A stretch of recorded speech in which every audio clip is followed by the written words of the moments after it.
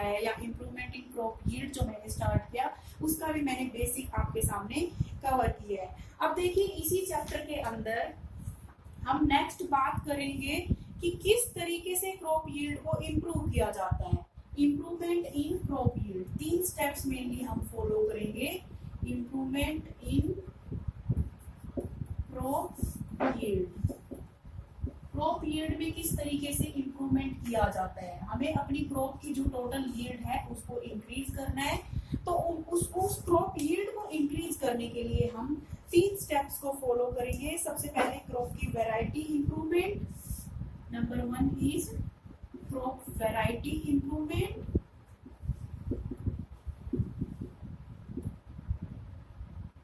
Number 2 is crop production improvement, crop production improvement, and number 3 is crop protection management.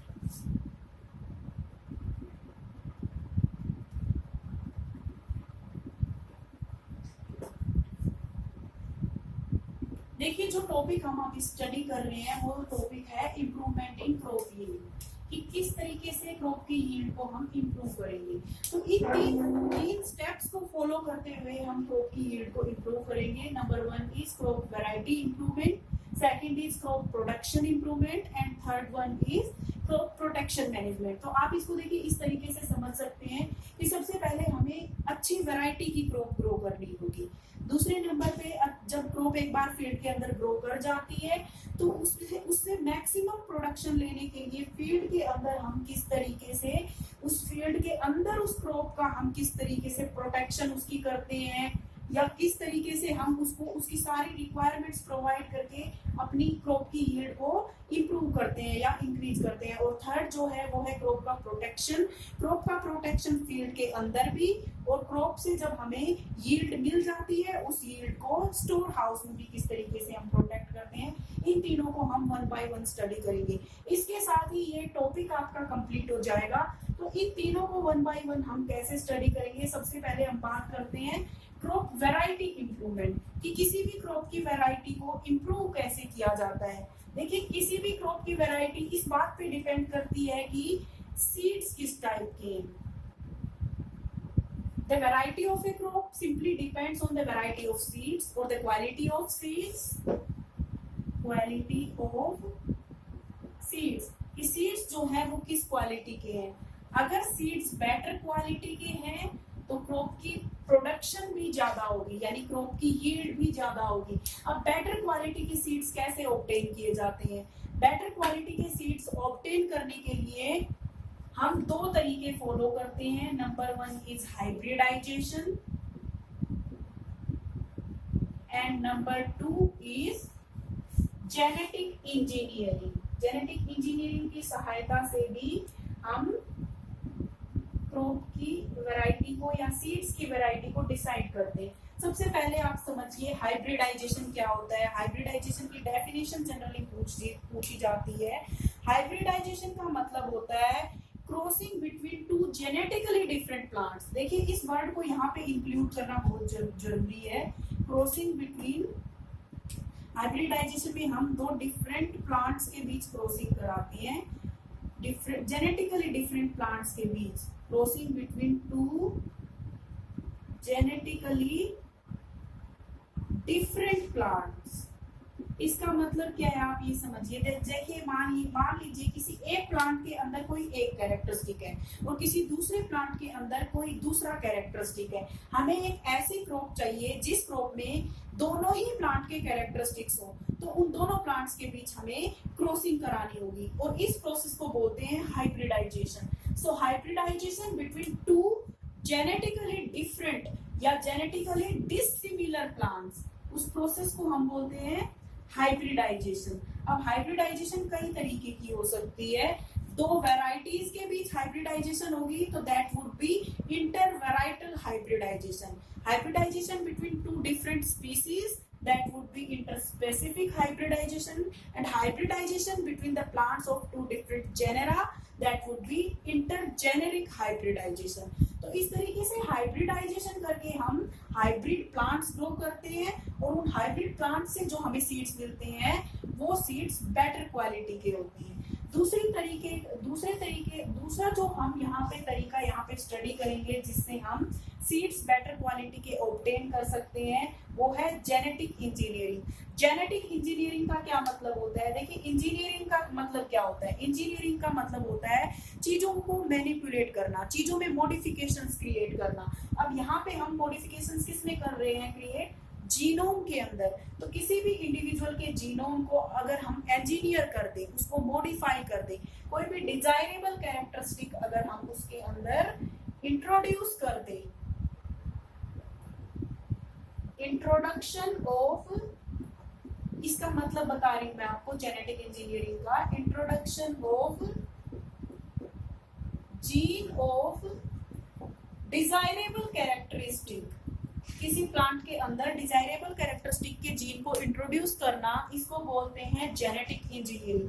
बहुत सारी जगह पे आपको देखिए जेनेटिक इंजीनियरिंग की जगह एक और वर्ड लिखा मिला हो सकता है, आपको कुछ इस तरीके से आपको लिखा मिल सकता है, recombinant DNA technology. R here stands for recombinant.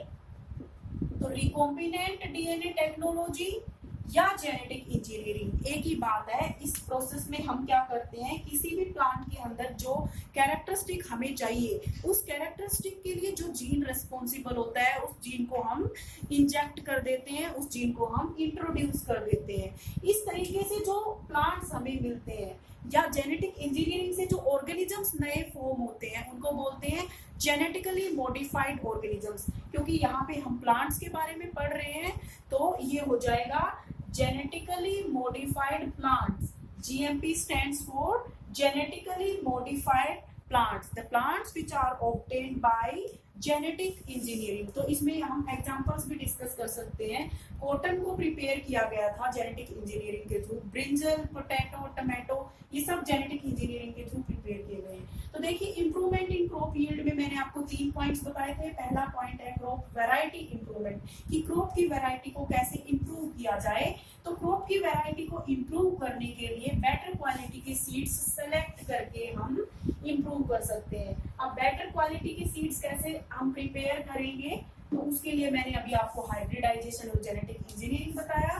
तो क्रॉप वैरायटी इंप्रूवमेंट में पहली चीज जो मैंने बताई वो सिलेक्शन ऑफ गुड सीड्स, अच्छे सीड्स जो हैं या बेटर सीड्स जो हैं वो सेलेक्ट करके।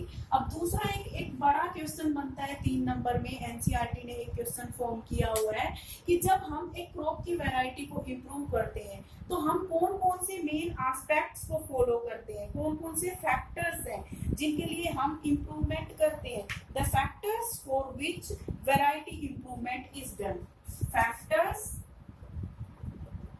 For which variety improvement is done.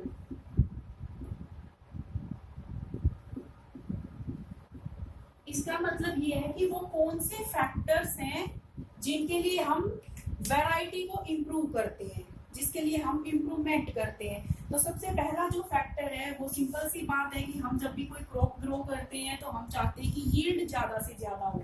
तो इंक्रीज्ड यील्ड उसके, या हायर यील्ड, हायर यील्ड, इसमें कुछ एक्सप्लेन करने की जरूरत नहीं है। इसका सिंपल सा मतलब यही है कि हमें यील्ड या प्रोडक्शन जो है वो ज्यादा से ज्यादा चाहिए। इसके अलावा सेकंड जो कंपोनेंट है, सेकंड जो फैक्टर है जिसके लिए हम वैरायटी इंप्रूवमेंट करते हैं वो है इम्प्रूव्ड क्वालिटी। कि कोई भी हमारे पास क्रॉप है, हम चाहते हैं कि उसकी ओवरऑल क्वालिटी जो है वो इम्प्रूव हो जाए। जैसा कि आपने देखा होगा कि व्हीट जो होते हैं वो डिफरेंट वैरायटीज के होते हैं। कुछ व्हीट ऐसे होते हैं जिनके लिए जिनमें जो ज्यादा न्यूट्रिशियस होते हैं, कुछ व्हीट इस टाइप के होते हैं वैरायटी व्हीट की जो कम न्यूट्रिशियस होती हैं।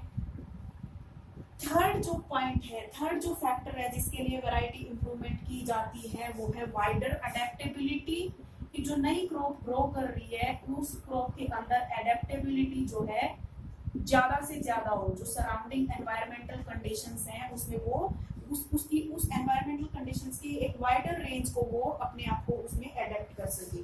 थर्ड जो इसके बाद फोर्थ जो पॉइंट है वो है बायोटिक एंड एबायोटिक रेजिस्टेंस, कि जो नई हमने क्रॉप ग्रो की है उस क्रॉप के अंदर डिफरेंट बायोटिक और एबायोटिक फैक्टर्स के लिए रेजिस्टेंस होनी चाहिए। और लास्ट जो पॉइंट है इसके अंदर वो है improved desirable characteristics, improved desirable characteristics. ये जो मैंने यहाँ पे पॉइंट्स लिखे हैं, इन पॉइंट्स को मैं आपके सामने एक बार फिर से रिपीट कर रही हूँ। क्वेश्चन हमारा यहाँ पे ये है कि वो कौन कौन से फैक्टर्स हैं जिसके लिए वैरायटी इंप्रूवमेंट की जाती है, the factors for which variety improvement is done. तो variety improvement is mainly done for number 1 higher yield, कि हम जो क्रॉप ग्रो कर रहे हैं उसकी यील्ड ज्यादा से ज्यादा होनी चाहिए। दूसरा इम्प्रूव्ड क्वालिटी, क्वालिटी इम्प्रूव होनी चाहिए, टोटल ओवरऑल क्वालिटी जो है क्रॉप की वो इम्प्रूव होनी चाहिए। वाइडर एडेप्टेबिलिटी, इसका मतलब है कि जो सराउंडिंग एनवायरमेंटल कंडीशंस हैं उनकी वाइड रेंज के अंदर अपने आप को अडेप्ट कर सके ऐसी क्रॉप्स। बायोटिक और एबायोटिक रेजिस्टेंस का मतलब है डिफरेंट टाइप के डिजीज से, डिफरेंट टाइप के माइक्रो ऑर्गेनिज्म से और डिफरेंट टाइप की हार्श एनवायरमेंटल कंडीशंस से रेजिस्टेंस शो करे वो ग्रोथ। और उसके अलावा लास्ट जो पॉइंट है वो वहां पे मैंने लिखा है कि कोई भी डिजायरेबल कैरेक्टरिस्टिक जो हमारा है उस डिजायरेबल कैरेक्टरिस्टिक का किसी भी क्रॉप के अंदर आ जाना, इसलिए हम क्रॉप की वैरायटी को इम्प्रूव करते हैं। तो देखिए इंप्रूवमेंट इन क्रॉप यील्ड में जो फर्स्ट पॉइंट मैंने आपको बताया क्रॉप वैरायटी इंप्रूवमेंट, ये यहाँ तक हम इसको कवर कर चुके हैं कि कैसे क्रॉप की वैरायटी को इम्प्रूव किया जाता है, सिंपली बाय सिलेक्टिंग और simply by preparing good quality seeds, अच्छी क्वालिटी के सीड्स प्रिपेयर करके या अच्छी क्वालिटी के सीड्स सिलेक्ट करके हम क्रॉप की यील्ड को इम्प्रूव करते हैं। अब दूसरा जो स्टेप होता है क्रॉप की वैरायटी को या क्रॉप की यील्ड को इम्प्रूव करने के लिए, वो सेकंड पॉइंट है क्रॉप प्रोडक्शन इम्प्रूवमेंट। तो number 2 is crop production improvement. Crop की प्रोडक्शन को इम्प्रूव करना है हमें। क्रॉप की प्रोडक्शन को इम्प्रूव करने के लिए हमें किन किन बातों का ध्यान रखना होगा वो देखिए। सबसे पहले आएगा nutrient management. Number 1 is nutrient management. अब न्यूट्रिएंट मैनेजमेंट में देखिए, मैं आपके सामने एक बार रीड आउट कर देती हूँ, कॉल आउट कर रही हूँ वो सारे पॉइंट्स यहाँ पे जो हम क्रॉप प्रोडक्शन इंप्रूवमेंट में पढ़ेंगे। तो न्यूट्रिएंट मैनेजमेंट हमें चेक करना होगा, इरिगेशन प्रॉपर हमें प्रोवाइड करना होगा अपनी क्रॉप्स को, जिसके बाद उसके अलावा क्रॉपिंग के कुछ पैटर्न्स होते हैं, उन पैटर्न्स को हमें फॉलो करना होगा जिससे कि क्रॉप की टोटल यील्ड इंक्रीज हो जाएगी। तो सबसे पहली जो चीज है वो यहाँ पे है न्यूट्रिएंट मैनेजमेंट। देखिए न्यूट्रिएंट्स क्या होते हैं, न्यूट्रिएंट्स कुछ ऐसे कंपोनेंट्स होते हैं फूड के जो कि किसी भी प्लांट के या किसी भी ऑर्गेनिज्म की प्रॉपर ग्रोथ में, डेवलपमेंट में और रिप्रोडक्शन में हेल्प करते हैं। अब प्लांट्स को डिफरेंट न्यूट्रिएंट्स की जरूरत होती है। वो न्यूट्रिएंट्स प्लांट्स जो हैं एयर से भी लेते हैं, सोयल से भी लेते हैं और वाटर से भी लेते हैं। अब टोटल जितने भी न्यूट्रिएंट्स प्लांट्स ऑब्टेन करते हैं उनमें से 16 एसेंशियल न्यूट्रिएंट्स होते हैं। टोटल 16 एसेंशियल न्यूट्रिएंट्स होते हैं। ये एसेंशियल न्यूट्रिएंट्स प्लांट्स जो हैं दो कैटेगरीज में इनको हम डिवाइड करते हैं, macro nutrients and micro nutrients. Macro nutrients का मतलब होता है वो न्यूट्रिएंट्स जो कि प्लांट के अंदर लार्ज क्वांटिटी में प्रेजेंट होते हैं या जो कि प्लांट को लार्ज क्वांटिटी में चाहिए होते हैं। और माइक्रो न्यूट्रिएंट्स वो न्यूट्रिएंट्स होते हैं जो कि किसी भी प्लांट को स्मॉलर क्वांटिटी में चाहिए होते हैं या प्लांट के अंदर स्मॉलर क्वांटिटी के अंदर जो प्रेजेंट होते हैं। अब पहले हम बात करते हैं मैक्रो न्यूट्रिएंट्स की कि कौन कौन से न्यूट्रिएंट्स हैं जो प्लांट के अंदर मैक्रो न्यूट्रिएंट्स की तरह काम करते हैं। तो इसके अंदर आता है कार्बन, नाइट्रोजन, ऑक्सीजन, हाइड्रोजन।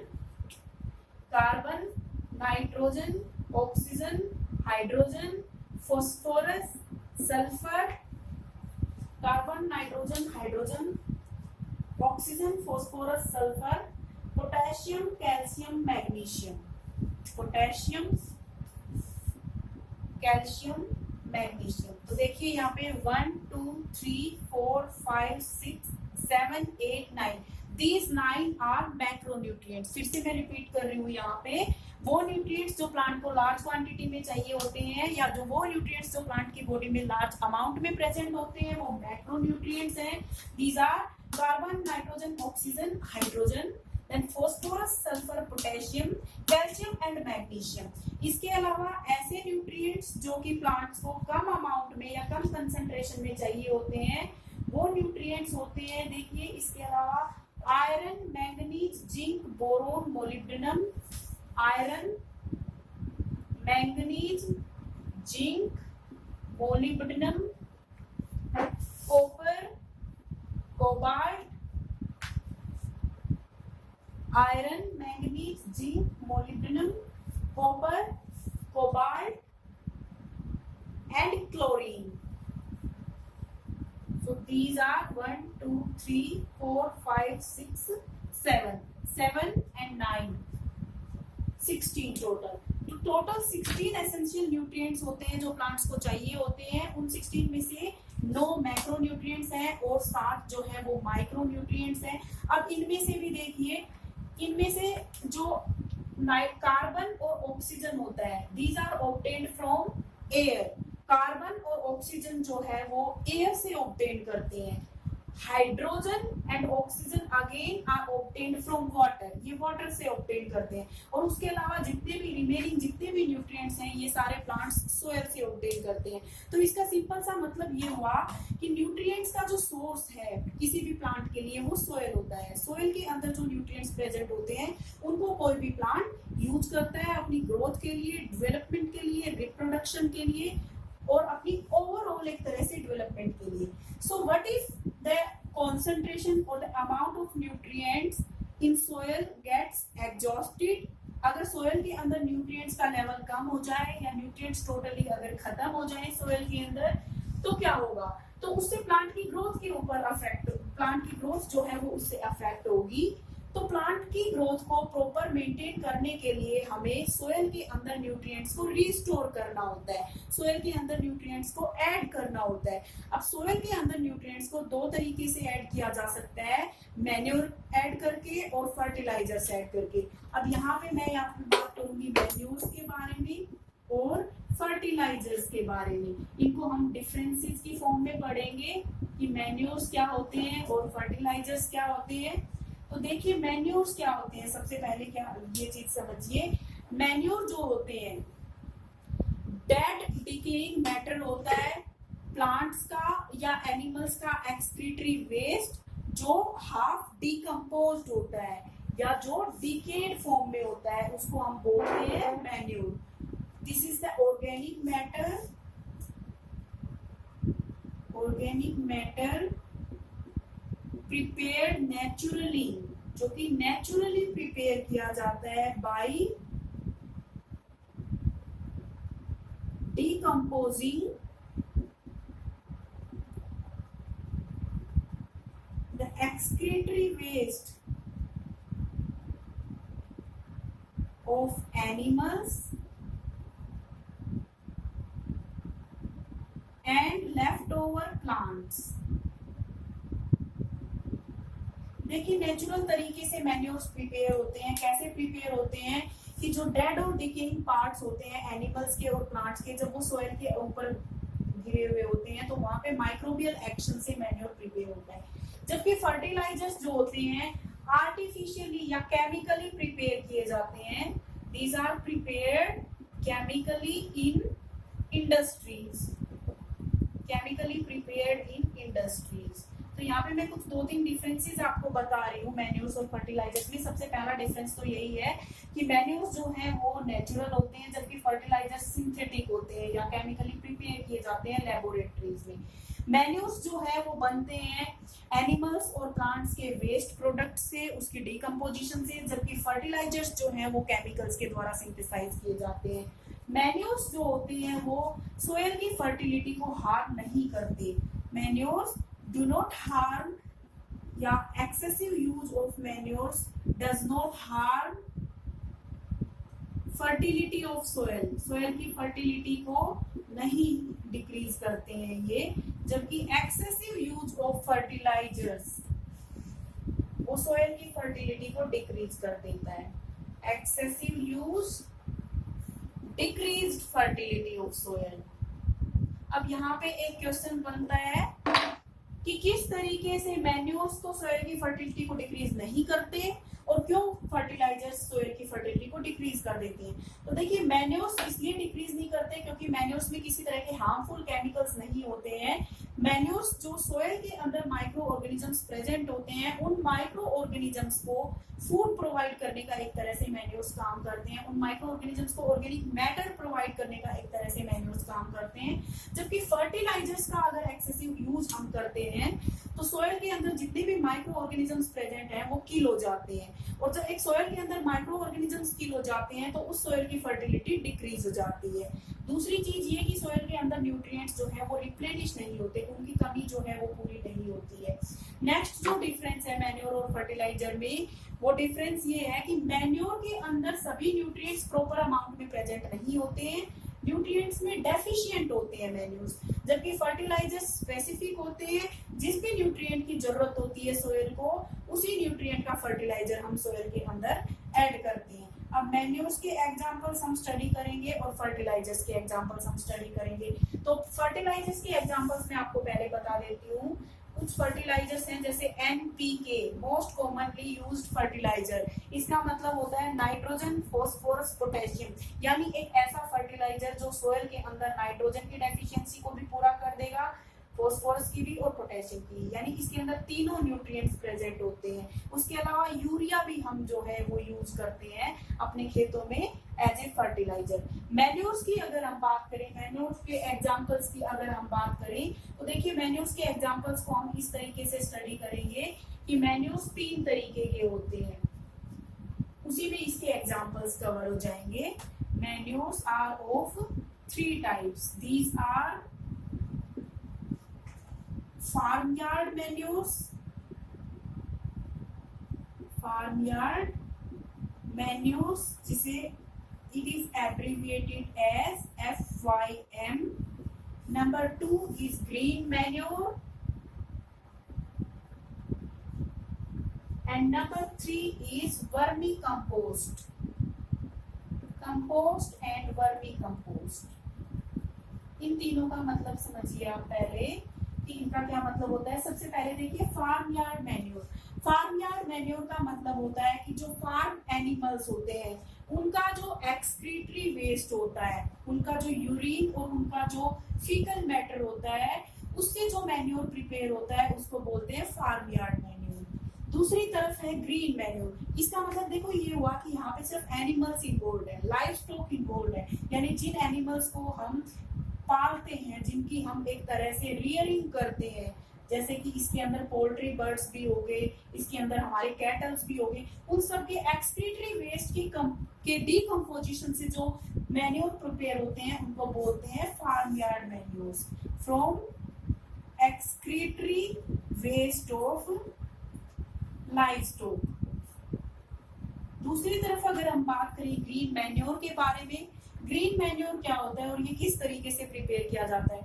बहुत बार हम देखते हैं कि फील्ड्स के अंदर मेन क्रॉप को ग्रो करने से पहले कुछ एक्सेसरी क्रॉप्स ग्रो की जाती हैं, उन क्रॉप्स की फील्ड के अंदर ही प्लॉइंग कर दी जाती है ताकि वो अब एक न्यूट्रिएंट सोर्स की तरह एक्ट करें for the main crop. So green manure is prepared by the remaining portions of the crop plants which are plowed and mulched inside the field before growing the main, जो main crop होती है, main जो seed crop होती है हमारी, उसको हम grow करने से पहले ग्रीन मैन्योर प्रिपेयर करते हैं। इसके अंदर इसका एग्जांपल जनरली पूछ लिया जाता है तो सन हेम्प और गुआर, सन हेम्प एंड गुआर। देखिए मैं फिर से रिपीट कर रही हूँ, जैसे मान लीजिए हमें कोई मेन क्रॉप ग्रो करनी है अपने प्लांट में, अपनी फील्ड में, उस मेन क्रॉप को ग्रो करने से पहले हमने फील्ड के अंदर गुआर को ग्रो किया, तो गुआर की जो बीन्स होते हैं वो बीन्स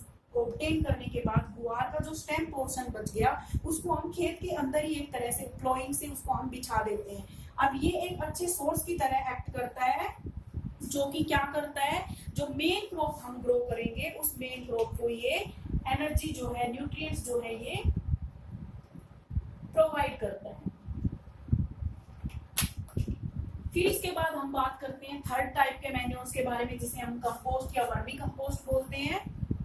कंपोस्ट और वर्मी कंपोस्ट के अंदर देखिए ये दोनों तरह की चीजें इन्वॉल्व की जाती हैं कि जो लिविंग ऑर्गेनिजम्स हैं, एनिमल्स जो होते हैं, उन एनिमल्स का जो एक्सक्रीटरी वेस्ट होता है, उस एक्सक्रीटरी वेस्ट को प्लस जो वेजिटेबल, जो हमारा जो लेफ्ट ओवर फूड होता है, फ्रूट स्क्रैप्स होते हैं, वेजिटेबल स्क्रैप्स होते हैं, उन सबको अगर हम फील्ड के अंदर छोड़ देते हैं तो माइक्रोबियल एक्शन के द्वारा वो ऑर्गेनिक मैटर जो है उसका डीकम्पोजिशन हो जाता है। कंपोस्ट का मतलब बताया मैंने यहाँ पे, compost is prepared by decomposition of the organic matter. Organic matter के डीकम्पोजिशन से जो हमें मटेरियल प्रिपेयर होता है, जो मिलता है, उसको कंपोस्ट बोलते हैं। इसमें स्पेशल जो चीज है, स्पेशल जो केस है वो है वर्मी कंपोस्टिंग। वर्मी कंपोस्टिंग का मतलब होता है कंपोस्टिंग की process with the help of worm और with the help of earthworm. Earthworm की हेल्प से ऑर्गेनिक मैटर का ब्रेक डाउन करके जो मैन्योर प्रिपेयर किया जाता है, that manure is vermicompost. So vermicompost is the manures which are prepared by decomposing the organic matter with the help of earthworm। earthworm को हम और बोलते हैं farmers friend, इसको हम farmers friend भी बोलते हैं। कैसे वर्मी कंपोस्टिंग में हेल्प करते हैं earthworm? by degrading the organic matter। उसके अलावा वर्मी कंपोस्टिंग की जो प्रोसेस होती है ये सॉइल की फर्टिलिटी को कैसे इंक्रीज करते हैं, या क्वेश्चन ऐसे भी पूछा जा सकता है अर्थवर्म जो है वो सॉइल की फर्टिलिटी को कैसे इंक्रीज कर सकता है, या क्वेश्चन इस फॉर्म में भी पूछा जा सकता है कि अर्थवर्म को फार्मर्स फ्रेंड क्यों कहते हैं। इसलिए बोलते हैं क्योंकि अर्थवर्म जो है वो वर्मी कंपोस्टिंग में हेल्प करता है। दूसरी चीज, अर्थवर्म जो है वो बरोज बनाता है सोयल के अंदर, जिसकी वजह से सोयल के अंदर पोर्स क्रिएट हो जाते हैं और सोयल के अंदर प्रॉपर एरेशन होना स्टार्ट हो जाता है। इस तरीके से हमने यहाँ पर डिस्कस किया कि किस तरीके से हम प्रॉपर न्यूट्रिएंट्स प्रोवाइड कर सकते हैं क्रॉप की यील्ड को इम्प्रूव करने के लिए। न्यूट्रिएंट मैनेजमेंट के बाद दूसरा जो पॉइंट हम यहाँ पे डिस्कस करेंगे दैट इज इरिगेशन। कि प्रॉपर जो है एक इरिगेशन के मेथड जो यूज किए जाने चाहिए। देखिए इरिगेशन इसलिए की जाती है ताकि वाटर की सप्लाई को कंटिन्यू रखा जा सके क्रॉप प्लांट्स के लिए। तो इरिगेशन के बारे में मैं ज्यादा डिटेल में बात नहीं करूंगी, एक बहुत ही बेसिक चीज है। इरिगेशन का आपको मतलब मालूम होना चाहिए। सबसे पहली चीज तो यही कि इरिगेशन का मतलब होता है to provide water to the crops, crop को वाटर प्रोवाइड करना। अब इरिगेशन कई तरीके से किया जाता है, कन्वेंशनल मेथड भी होते हैं इसके और इरिगेशन के मॉडर्न मेथड्स भी होते हैं। तो कन्वेंशनल मेथड्स जो है ये सब आपने अपनी 8th क्लास के जो बायोलॉजी का कोर्स है आपका उसमें फर्स्ट चैप्टर में आपने पढ़ा होगा। कन्वेंशनल मेथड्स के अंदर हम वेल्स से, टैंक्स से, कैनाल्स से इरिगेशन करते हैं, जबकि मॉडर्न मेथड्स के अंदर हम ड्रिप मेथड, ड्रिप इरिगेशन और इलेक्ट्रिक वेल्स, ये सारे मॉडर्न मेथड्स के अंदर आते हैं। तो इरिगेशन के बारे में हम ज्यादा डिटेल में नहीं डिस्कस करेंगे, बस आपको मालूम होना चाहिए कौन कौन से, जहाँ पे रेंज प्रॉपर नहीं होती है वहां पे इरिगेशन के लिए कौन कौन से मेथड्स को अप्लाई किया जाता है। थर्ड जो पॉइंट है क्रॉप के प्रोडक्शन को इम्प्रूव करने के लिए, पहला हमने न्यूट्रिएंट मैनेजमेंट पढ़ा, दूसरा इरिगेशन। थर्ड जो पॉइंट है, ये थर्ड पॉइंट है cropping patterns. Different cropping patterns को हम यूज करके, डिफरेंट क्रॉपिंग पैटर्न्स को हम यूज करके क्रॉप की प्रोडक्शन को इम्प्रूव कर सकते हैं। देखिए यहाँ पे मैंने जो लिखा है इसका सिंपल सा मतलब ये है कि crop production can be improved bye adopting good cropping methods. अच्छे क्रॉपिंग मेथड्स को हम यूज करके क्रॉप की प्रोडक्शन को इम्प्रूव कर सकते हैं। इसमें बेसिकली हम बात करते हैं क्रॉप रोटेशन के बारे में। दूसरा हम इसके अंदर डिस्कस करते हैं मिक्स्ड क्रॉपिंग के बारे में। और थर्ड जो चीज हम इसके अंदर डिस्कस करते हैं that is intercropping. One by one हम इनका मतलब समझेंगे कि इनका क्या मतलब होता है। तो देखिए क्रॉप रोटेशन का मतलब होता है, क्रॉप रोटेशन का सिंपल सा मतलब ये होता है कि एक प्री प्लांट मैनर के अंदर हम अल्टरनेट सक्सेशन में क्रॉप्स को ग्रो करते हैं। इसका मतलब ये हुआ कि देखिए अभी इस साल इस सीजन में हमने क्रॉप ग्रो की, उसके बाद हम एक ऐसी क्रॉप ग्रो करेंगे जो प्रीवियस क्रॉप की न्यूट्रिएंट रिक्वायरमेंट से बिल्कुल डिफरेंट होगी। यानी कि जनरली जब भी हम पल्सिस वाली क्रॉप्स को ग्रो करते हैं उनके बाद हम सीरियल ग्रेन्स वाली क्रॉप को ग्रो करते हैं। इससे क्या होता है, क्रॉप रोटेशन को अडॉप्ट करने से सोयल के अंदर जितनी भी न्यूट्रिएंट अवेलेबिलिटी होती है वो हमेशा मेंटेन रहती है। तो इस तरीके से क्रॉप रोटेशन किया जाता है। उसके बाद है मिक्स्ड क्रॉपिंग एंड इंटरक्रॉपिंग। इन दोनों को समझिए, इनमें कंफ्यूज नहीं होना है। मिक्स्ड क्रॉपिंग का मतलब होता है more than one crops grown simultaneously at same time on same piece of land. Same piece of land पे एक ही समय पर एक से ज्यादा क्रॉप्स को ग्रो करना मिक्स्ड क्रॉपिंग है। और इंटरक्रॉपिंग का मतलब होता है, इंटरक्रॉपिंग का भी मतलब यही होता है कि एक ही समय पे सेम पीस ऑफ लैंड पे एक से ज्यादा क्रॉप्स को ग्रो करना। लेकिन दोनों में डिफरेंस क्या है, इसमें सीड्स को रैंडमली हम सो कर देते हैं फील्ड के अंदर, जबकि इंटरक्रॉपिंग के अंदर हम एक प्रॉपर पैटर्न को अडॉप्ट करते हैं। So this is the main difference between mixed cropping and intercropping. Intercropping is a modified version of mixed cropping or is a more advanced version of mixed cropping in which a particular pattern is adopted for growing different types of crops. तो इस तरीके से ये तीन methods use करके हम crop की production को जो है इम्प्रूव कर सकते हैं। अब इस चैप्टर के अंदर या ये बोलिए कि इस टॉपिक के अंदर लास्ट जो टॉपिक बचता है, लास्ट एक जो छोटा सा टॉपिक बचता है that is crop protection management. Third is crop protection management. Protection management. तो इम्प्रूवमेंट इन क्रॉप यील्ड हम पढ़ रहे हैं। इसमें मैंने पहला जो पॉइंट आपको बताया वो था क्रॉप वैरायटी इम्प्रूवमेंट, सेकंड जो पॉइंट था वो था crop production improvement and third is crop protection management. So it basically it's concerned about the protection of the crop. जो क्रॉप हमने ग्रो की है उस क्रॉप की प्रोटेक्शन कैसे करनी होती है हमें। तो डिफरेंट बायोटिक और एबायोटिक फैक्टर्स से हमें, बायोटिक एंड एबायोटिक फैक्टर्स, इनसे हमें जो है क्रॉप को प्रोटेक्ट करना होता है फील्ड के अंदर भी, और फील्ड हार्वेस्टिंग के बाद फील्ड के बाहर ले जाके भी हमें अपने सीरियल क्रॉप्स को या जो भी प्रोडक्ट हमें यील्ड जो भी हमें मिली है उसको हमें प्रोटेक्ट करना होता है। तो अब देखिए बायोटिक फैक्टर्स में मेनली जो चीजें आती हैं उनके बारे में हम यहाँ पे डिस्कस करेंगे। एक तो वीड्स जो होती हैं वो एडवर्सली अफेक्ट करती हैं क्रॉप को, मेन क्रॉप को, और दूसरा डिफरेंट टाइप के disease and pest, and third is pest. इन सब से हमें अपनी क्रॉप को जो है कंट्रोल करना होता है, प्रोटेक्ट करना होता है। तो वन बाय वन हम बात करते हैं। सबसे पहले हम बात करते हैं वीड्स के बारे में। वीड्स क्या होती हैं? Weeds are unwanted plants, unwanted plants apart from crop plants. Main crop plants के अलावा जितने भी अनवांटेड प्लांट्स ग्रो करते हैं उनको हम वीड्स कहते हैं। वीड्स क्या करते हैं और वीड्स कैसे हमें हमारे जो मेन क्रॉप है उसको एडवर्सली।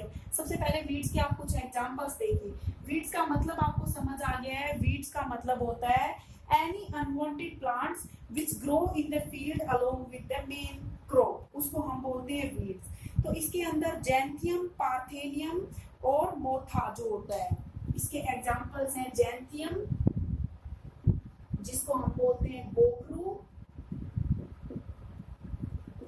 पार्थेनियम, ये आपकी एनसीईआरटी के 3 एग्जांपल्स मैं यहाँ पे लिख रही हूँ। जैंथियम ऑल्सो कॉल्ड एज गोखरू, parthenium also called as carrot grass और गाजर घास जिसको हम बोलते हैं, और थर्ड जो है वो है साइप्रेनियस रोटंडस, साइप्रेनियस रोटंडस। देखिए ये साइंटिफिक नेम्स हैं, तो इनको आपको अंडरलाइन करना होगा। Xanthium, Parthenium and then Cyperus rotundus, इसको बोलते हैं मोथा। ये तीन मैंने यहाँ पे जो आपको बताए हैं एग्जाम्पल ये है वीड्स। तो क्रॉप प्रोटेक्शन मैनेजमेंट में हम बात कर रहे हैं कौन कौन से बायोटिक फैक्टर्स हैं जो कि हमारी क्रॉप को एडवर्सली अफेक्ट करते हैं। नंबर 1 हमने बात की वीड्स के बारे में। Weeds are unwanted plants that grow with the main crop. इसमें मैंने एग्जांपल्स आपको बताए, Xanthium, Parthenium and Cyperus rotundus. Xanthium बोखरू, Parthenium is carrot grass and Cyperus rotundus is मोथा। ये कैसे अफेक्ट करते हैं? आपसे क्वेश्चन पूछा जा सकता है कि how weeds affect the main crops adversely. कैसे जो है वीड्स मेन क्रॉप्स को एडवर्सली अफेक्ट करती हैं? तो weeds compete with the main crop के साथ कंपीट करती हैं for what? So weeds compete for space, light and nutrients. ये तीन चीजें हैं मेनली जिनके लिए वीड्स जो है मेन क्रॉप के साथ compete करती है। इस तरीके से वीड्स जो है वो क्रॉप्स को एडवर्सली अफेक्ट करती हैं। अब वीड्स को कंट्रोल करने का तरीका कि किस तरीके से हम वीड्स को कंट्रोल कर सकते हैं। तो वीड्स को कंट्रोल करने के लिए मैकेनिकल मेथड्स होते हैं। वीड्स को कंट्रोल करने के लिए कन्वेंशनल या कल्चरल मेथड्स हो सकते हैं। कन्वेंशनल और कल्चरल मेथड्स। वीड्स को कंट्रोल करने के लिए केमिकल मेथड्स होते हैं और वीड्स को कंट्रोल करने के लिए बायोलॉजिकल मेथड्स होते हैं।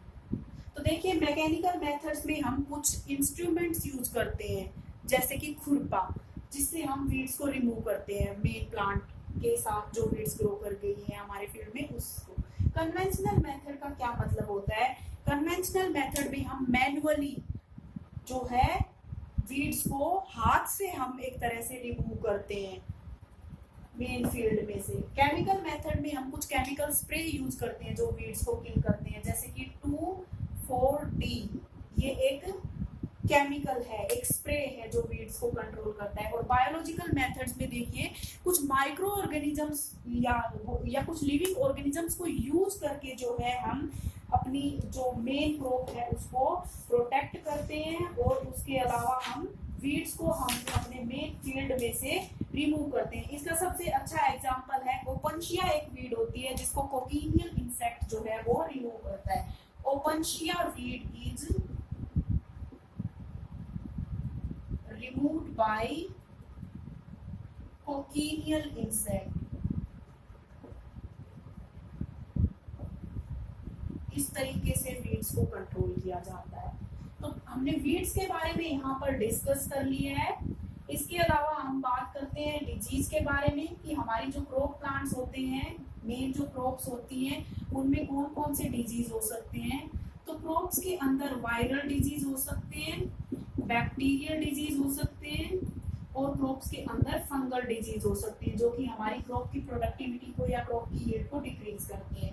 डिजीज के अलावा नेक्स्ट जो है इंसेक्ट पेस्ट भी होते हैं, वो हमारी क्रॉप को किस तरीके से एडवर्सली अफेक्ट करती हैं। तो इंसेक्ट पेस्ट 3 तरीके के हो सकते हैं। पहले वो जो कटिंग करते हैं, cutting of what? Cutting of leaf, stem and root. दूसरी तरफ कुछ ऐसे इंसेक्ट पेस्ट होते हैं जो बोरर्स होते हैं, यानी बोरिंग करते हैं इन फ्रूट्स एंड स्टेम्स। स्टेम और फ्रूट्स के अंदर जो है ये बोरिंग करते हैं। इसके अलावा कॉटन की जो बॉल्स होती है उनके अंदर भी ये बोरिंग करते हैं। तीसरा जो टाइप के इंसेक्ट पेस्ट होते हैं वो सकर्स होते हैं, यानी ये सेल के सेट को सक करते हैं। सक, सेल, सेल। तो इस तरीके से 3 तरीके के इंसेक्ट पेस्ट हो सकते हैं। कटर्स हो सकते हैं यानी जो कटिंग करते हैं, बोरर्स जो बोरिंग करते हैं, सकर्स जो सेल सेट को सक करते हैं। इन सबको कंट्रोल करने के लिए वी यूज इंसेक्टिसाइड्स। इंसेक्टिसाइड्स जो है वो हम यूज करते हैं। तो इस तरीके से क्रॉप का प्रोटेक्शन हम मैनेज करते हैं।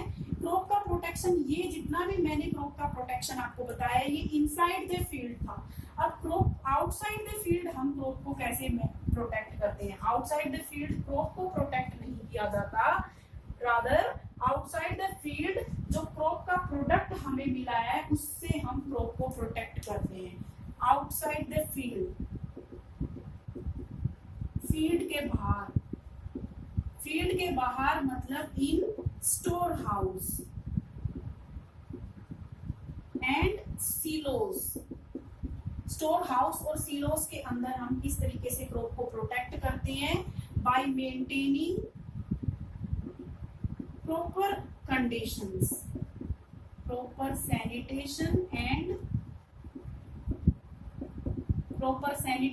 proper temperature मेंटेन करके हम क्रॉप को प्रोटेक्ट करते हैं। And by removing humidity, humidity को हमें कंप्लीटली रिमूव करना होता है।